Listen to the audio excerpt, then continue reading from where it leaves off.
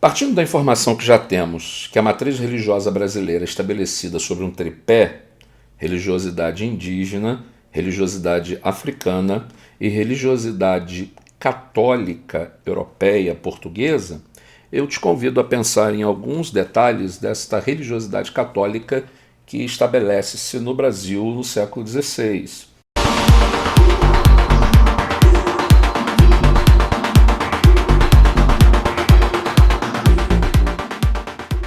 Brasil descoberto então em 1500, em 1549, com a chegada do governador-geral Tomé de Souza no Brasil, se estabelece então, através da Ordem dos Jesuítas, a aproximação definitiva do catolicismo no cenário brasileiro.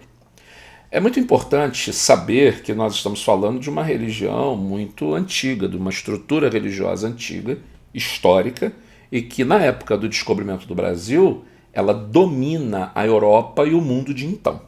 É muito importante isso, porque só assim nós vamos entender por que portugueses e espanhóis ficaram com a divisão da América, então descoberta no ano de 1492. Não sem razão, você deve lembrar que Cristóvão Colombo chega aqui, ele tem o domínio das terras conhecidas. Depois de alguns anos, 8 anos, em 1500, Pedro Álvares Cabral chega no Brasil e também tem autorização para dominar as terras que encontra. Quem concede a eles esta autorização?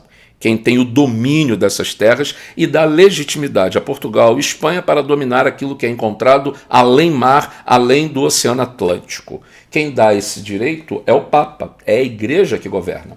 Portanto, esta primeira matriz religiosa brasileira que nós estamos observando e pensando a respeito dela, ela é uma estrutura religiosa que domina o mundo politicamente, culturalmente, economicamente e socialmente. Portanto, aqui no Brasil, este catolicismo ele é marcado pela tradição portuguesa. Tanto Portugal e Espanha compõem aquilo que geograficamente nós conhecemos como Península Ibérica, o sul da Europa, a parte de baixo da Europa. E entre Portugal e Espanha, que formam essa Península Ibérica, e o restante da Europa para o norte, nós temos uma cadeia de montanhas chamadas Montes Pirineus, ou Cadeia dos Pirineus. São montanhas de aproximadamente mais de 3.000 metros de altura e que estabelecem uma barreira natural geográfica entre a Europa Central e a Península Ibérica. Esta barreira natural ela estabelece que se mudanças culturais, de idioma e de até viés religioso se estabeleçam entre a Europa Central e também Portugal e Espanha. Um dado importante, Portugal e Espanha não tiveram uma incidência tão forte na influência da Reforma Protestante a partir da metade do século XVI. Portugal e Espanha não tiveram grande influência da Reforma Protestante. Assim como, olhando o catolicismo apostólico romano, há algumas diferenças em Portugal e Espanha. Não obstante as diferenças, o Papa de então tem Portugal e Espanha como aliados nessa expansão além mar. Portugal e Espanha ganham do Papa, ganham da Igreja Católica autorização para dominar as terras e, em dominando essas terras, eles devem cristianizar as suas posses. É exatamente assim que, em 1549, chegam aqui a Companhia de Jesus, a Ordem de Jesus e os jesuítas para estabelecer a cristianização do Brasil. Chegam, então, aqui de que forma? Em primeiro lugar, chegam para cristianizar os índios. Os aborígenes, aqueles que são naturais da terra e que vivem neste território, deveriam ser cristianizados. Eles eram vistos pelos portugueses, pelos religiosos, pelos padres jesuítas, como uma página em branco, com uma história bonita em nome de Jesus para ser escrita. Então esses índios deveriam ser cristianizados. Esses índios também deveriam trabalhar para ofertar mão de obra naquilo que seria retirado do nosso território. Então, exatamente por isso, com essas duas visões, os padres jesuítas estabeleceram as missões, onde esses indígenas viviam juntos, eles eram cristianizados e também eram levados ao trabalho para a produção daquilo que deveria ser retirado do país. Como os europeus falam português, no caso dos portugueses, a língua portuguesa, e os indígenas falavam sua língua natural, os próprios jesuítas estabeleceram a construção de um idioma que fosse comum a esta terra, o meio de caminho entre a língua portuguesa e a língua dos índios. E aí então a história do Brasil relata que os jesuítas estabeleceram a língua geral, que era a língua falada por este intercâmbio entre portugueses e indígenas, que para alguns autores da história do Brasil ficou conhecida como um vocábulo, um idioma chamado Nhengatu. É uma língua média entre a língua portuguesa e a língua dos indígenas. Esse cristianismo é um cristianismo de dominação.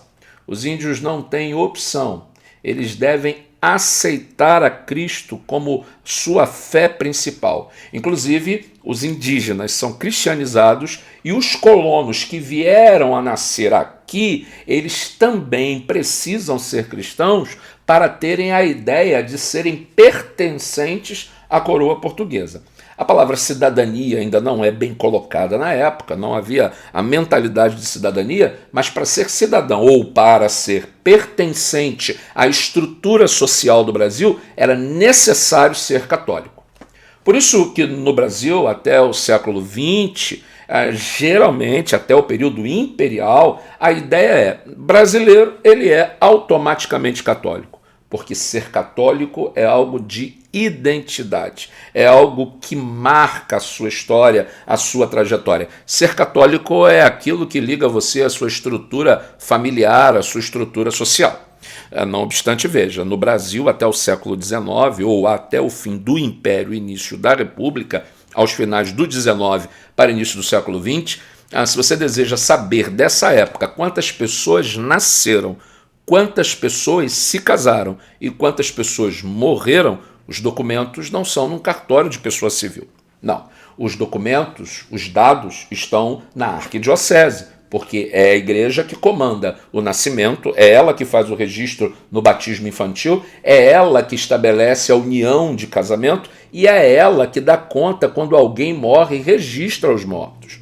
Portanto, pensar em matriz religiosa brasileira é definitivo pensar na religiosidade católica nesta nação. Ela foi extremamente importante, ela compõe a estrutura da mentalidade social, da mentalidade econômica, da mentalidade religiosa e, quiçá, até da mentalidade política desta nação. Quando o Brasil se estabelece como império, ele adota uma estrutura dada por Roma chamada padroado régio, que é quando a igreja confere ao rei de Portugal e Espanha, por isso chamados reis católicos, que são completamente aliançados e afinados com a estrutura romana, para comandarem as estruturas e os personagens que comandam a igreja católica no Brasil. Portanto, rei de Portugal, rei de Espanha, tem influência direta na escolha dos sacerdotes, dos principais clérigos, porque os reis de Portugal e Espanha assumiram para si a responsabilidade de tornar os seus territórios de conquista a extensão do catolicismo, da fé católica, a expansão desta religiosidade. Portanto, é sempre bom ressaltar, em primeiro lugar, que nessa estrutura social que dá cara ao Brasil, que dá nome ao Brasil, importantíssimo conhecer a religiosidade católica. Uma religiosidade, obviamente, que muda ao longo da sua trajetória. Como disse a você, em Roma, uma determinada estrutura. Na Península Ibérica, temos uma outra estrutura, mas esse catolicismo é unido sobre o guarda-chuva do Papa. Portanto, olhar a religiosidade brasileira é entender que ao longo da trajetória do Brasil, várias nuances foram construídas através da religiosidade católica. Por exemplo, o investimento em construção de escolas no Brasil começa com os padres jesuítas para educar os filhos dos colonos. E eles começam um colégio na cidade de São Paulo, que inclusive dá origem ao estado de São Paulo, sempre muito ligados à educação, porque através da linguagem, da educação, vão apresentar Cristo aos indígenas, aos colonos, na frente aos africanos, que são acoplados à sociedade brasileira. Fico então com um pensamento. A fé cristã está sempre embutida da responsabilidade de levar você ao conhecimento, a perceber a fé, uma vez que a fé em Cristo é conhecida através da Escritura. A própria Bíblia diz: a fé vem pelo ouvir e ouvir a palavra de Deus. Para a tradição cristã, é preciso ouvir a Bíblia. A fé vem por conhecer aquilo que a tradição chama de Escritura Sagrada. Por isso você precisa ouvir, para isso você precisa ler, para isso você precisa aprender. Então, a construção de um idioma comum, a construção de escolas para o desenvolvimento acadêmico e intelectual e o compromisso das pessoas desse país de estarem diante dos clérigos para aprender sobre esta fé é fundamental. Portanto, pense bem, na estrutura religiosa brasileira está o ensino da Escritura, o ensino da palavra através da fé católica. Em próximo vídeo, nós vamos conhecer um pouco mais da estrutura religiosa dos indígenas. Se hoje nós entendemos um pouco da relação Portugal-Espanha com a Igreja Católica Romana e a chegada desta religião no Brasil através dos padres jesuítas e na sequência de outras ordens, será extremamente importante entender como os naturais da terra, os primeiros brasileiros, exerciam a sua religiosidade. Aguardo você lá no nosso próximo vídeo falando sobre religiosidade indígena. Por hoje, marcamos o nosso início do tripé com a religiosidade católica em terras brasileiras, marcando para nós a origem da religiosidade nesse país.